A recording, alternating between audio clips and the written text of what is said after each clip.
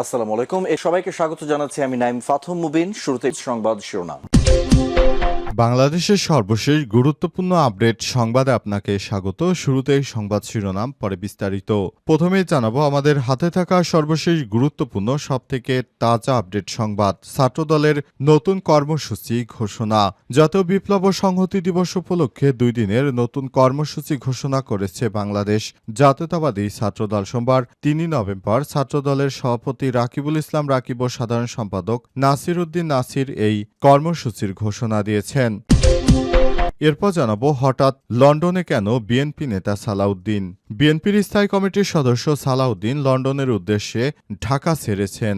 আজ বাংলাদেশ বিমানের একটি এয়ারলাইন্সের একটি বিমানে হজরত শাহজালাল আন্তর্জাতিক বিমানবন্দর থেকে লন্ডনের উদ্দেশ্যে যাত্রা করেছেন বিএনপি নেতা সালাউদ্দিন। এ বিষয়ে জানতে চাইলে বিএনপির মিডিয়া সেলের সদস্য শায়রুল কবির খান জানান, উনি সালাউদ্দিন দেশের বাইরে গেছেন তারেক রহমানের সঙ্গে বিশেষ প্রয়োজনে।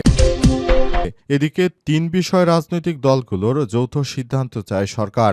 গণভোট কবে হবে, গণভোটের বিষয়বস্তু কি হবে, জুলাই সনদে ভিন্নমত প্রসঙ্গে কি পদক্ষেপ নেওয়া হবে, এসব বিষয় নিয়ে ঐক্যমত কমিশনের প্রস্তাবগুলোর আলোকে জরুরি ভিত্তিতে চূড়ান্ত সিদ্ধান্ত গ্রহণ করা প্রয়োজন বলে মতামত ব্যক্ত করেছেন উপদেষ্টা পরিষদ। জানাবো শ্রমিকের মৃত্যুকে কেন্দ্র করে ঢাকা চট্টগ্রাম মহাসড়ক অবরোধ, তীব্র যানজট। নারায়ণগঞ্জের বন্দর উপজেলা মদনপুর এলাকায় গার্মেন্টস শ্রমিকের মৃত্যুকে কেন্দ্র করে ঢাকা চট্টগ্রাম মহাসড়ক অবরোধ করেছে বিক্ষুব্ধ শ্রমিকরা। এর ফলে মহাসড়কে কয়েক কিলোমিটার দীর্ঘ যানজটের সৃষ্টি হয়েছে। আজ মদনপুর ইউনিয়নের লারিস ফ্যাশন কারখানার সামনে এই ঘটনা ঘটে। এবং সর্বশেষ জানাবো এনএসসির পরিচালক হয়ে বিসিবিতে রুবাবা। বাংলাদেশ ক্রিকেট বোর্ড বিসিবির পরিচালক পর্ষদে কর্পোরেট ব্যক্তিত্ব রুবাবা দৌলার অন্তর্ভুক্তির আগেই নিশ্চিত হওয়া গিয়েছিল। এবার এলো আনুষ্ঠানিক ঘোষণা। আজ 3 নভেম্বর এক বিজ্ঞপ্তিতে রুবাবাকে পরিচালক ঘোষণা করে প্রজ্ঞাপন জারি করেছে জাতীয় ক্রীড়া পরিষদ। এনএসসি ব্যবসায়ী ইশফাক আহসান এর জায়গায় মনোনয়ন দেওয়া হয়েছে রুবাবাকে। রুবাবা দৌলা বর্তমানে বহুজাতিক প্রতিষ্ঠান ওরাকল বাংলাদেশ নেপাল ভুটানের কান্ট্রি ডিরেক্টর হিসেবে দায়িত্ব পালন করছেন। এর আগে তিনি টেলিকম প্রতিষ্ঠাতা গ্রামীণফোন ও এয়ারটেলের শীর্ষ পর্যায়ে কাজ করেছেন। প্রিয় দর্শক, এতক্ষণ শুনছিলেন সংবাদ শিরোনাম, এবারে বিস্তারিত। তবে তার আগে বন্ধুরা অনুরোধ থাকবে এই সংবাদটিতে একটি লাইক দিন। এই চ্যানেলে আপনি নতুন হয়ে থাকলে আমাদের সংবাদটি দেখতে দেখতে চ্যানেলটি সাবস্ক্রাইব করে রাখুন। কমেন্ট করে বন্ধুরা আপনার মূল্যবান মতামত জানিয়ে দিন আপনি বিশ্বের কোন দেশ থেকে বা বাংলাদেশের কোন স্থান থেকে আমাদের সংবাদটি দেখছেন এবং শুনছেন। আর বন্ধুরা সংবাদটি আপনার সোশ্যাল মিডিয়া ফেসবুকে শেয়ার করে বন্ধুদেরও দেখার সুযোগ করে দিন। গাজা যুদ্ধে আপনি যদি নিরীহ ফিলিস্তিনিদের ভালোবেসে থাকেন কমেন্টে ইয়েস লিখে বিশ্ববাসীকে জানিয়ে দিন। এবারে বিস্তারিত। ছাত্রদলের নতুন কর্মসূচি ঘোষণা। জাতীয় বিপ্লব ও সংহতি দিবস উপলক্ষে 2 দিনের কর্মসূচি ঘোষণা করেছে বাংলাদেশ জাতীয়তাবাদী দল বিএনপি। সোমবার 3 নভেম্বর ছাত্রদলের সভাপতি রাকিবুল ইসলাম রাকিব ও সাধারণ সম্পাদক নাসির উদ্দিন নাসির এই কর্মসূচির ঘোষণা দেন। বাংলাদেশ জাতীয়তাবাদী ছাত্রদলের দপ্তর সম্পাদক সহ সভাপতি পদমর্যাদা মোহাম্মদ জাহাঙ্গীর আলমের সই করা বিজ্ঞপ্তিতে জানানো হয়েছে, ছাত্রদলের সভাপতি ও সাধারণ সম্পাদক নেতাকর্মীদের স্বতঃস্ফূর্ত অংশগ্রহণের মাধ্যমে কর্মসূচি সফল ও সার্থক করার নির্দেশনা দিয়েছেন। ছাত্রদলের ঘোষিত কর্মসূচিগুলো হল: 1 7 নভেম্বর শুক্রবার সকাল 10টায় শহীদ রাষ্ট্রপতি জিয়াউর রহমান বীরুত্তম মাজারে পুষ্পস্তবক অর্পণ ও ফাতেহা পাঠ। 2 7 নভেম্বর উপজেলা উপলক্ষে সারা দেশের সব বিশ্ববিদ্যালয় ও কলেজে পোস্টার সাঁটানো হবে। 3 7 নভেম্বর বেলা 11টায় ঢাকা বিশ্ববিদ্যালয় ঢাবি বাংলাদেশ জাতীয়তাবাদী ছাত্রদল আয়োজিত আলোকচিত্র প্রদর্শনী ছাড়াও বিকাল 3টায় বিএনপির উদ্যোগে নয়াপল্টনে র্যালি করা হবে। 8 নভেম্বর জাতীয় বিপ্লব ও সংহতি দিবস উপলক্ষে বিশ্ববিদ্যালয়, মহানগর এবং জেলায় আলোচনা সভা অনুষ্ঠিত হবে এবং 8 হচ্ছে ঢাকা বিশ্ববিদ্যালয় এলাকা থেকে সেখানে প্রতিটি জায়গায় শিক্ষার্থীদের নিয়ে র্যালি এবং মিছিল করা হবে বলে বিএনপির ছাত্রদলের পক্ষ থেকে নিশ্চিত করা হয়েছে। হঠাৎ লন্ডনে কেন বিএনপি নেতা সালাউদ্দিন বিএনপির স্থায়ী কমিটির সদস্য সালাউদ্দিন লন্ডনের উদ্দেশ্যে ঢাকা ত্যাগ করেছেন।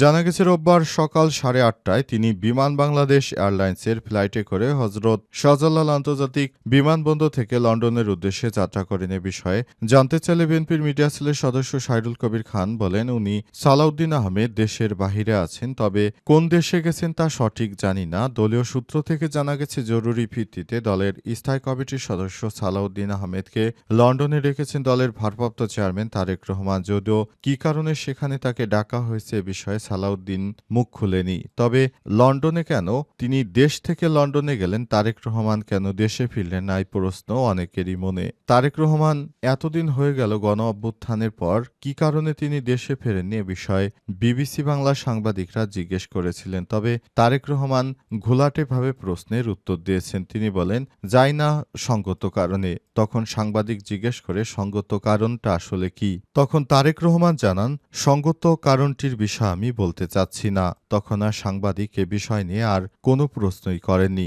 দীর্ঘ প্রায় 2 বছর হয়ে এলো, তারপরও তারেক রহমান এখনো দেশে ফিরতে পারলেন না। কিন্তু সালাউদ্দিন আহমেদকে তিনি বিদেশে আবার ডেকে নিলেন। এটি কি হতে পারে সে বিষয়টি এখনো জানা যায়নি। তবে অনেকেই মনে করছেন হয়তো কোনো গোপন পরামর্শ দেওয়ার জন্য সালাউদ্দিনকে বিদেশে ডেকেছে।